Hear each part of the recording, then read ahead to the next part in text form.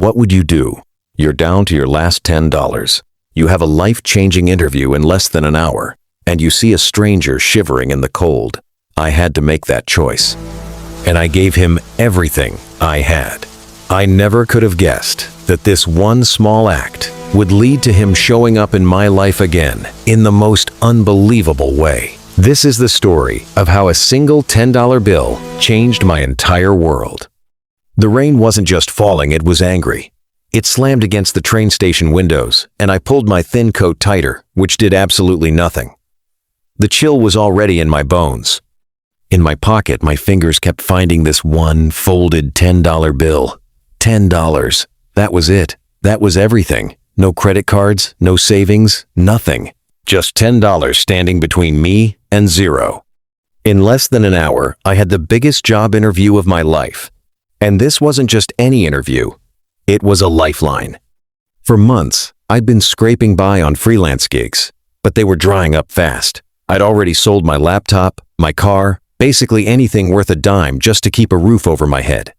My resume looked great, but my bank account told the real story, a story of pure desperation. This job, a stable role at a top marketing firm, was my only way out of the quicksand.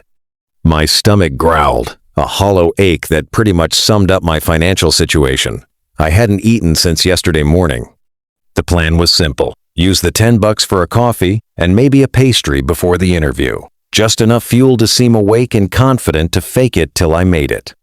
But as the clock ticked, the knot in my stomach just got tighter. What if they saw the desperation in my eyes? What if I got lightheaded and just completely bombed the questions? This interview had to be perfect. Everything was riding on it. That's when I saw him. He was huddled on a bench near the tracks, trying to make himself as small as possible. The rain clung to his thin jacket, and his hair was soaked and matted to his forehead. He wasn't old, but he looked worn down by the world, tired in a way that went way beyond just needing some sleep. But it was his eyes that got me.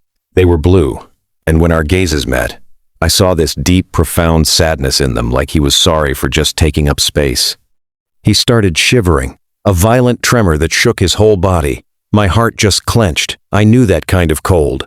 It's the kind that comes from the inside out, when you know you're not getting warm anytime soon. My head was a war zone. "Walk away!" one part of me screamed. "You need that money! You need to eat! This is your one shot!"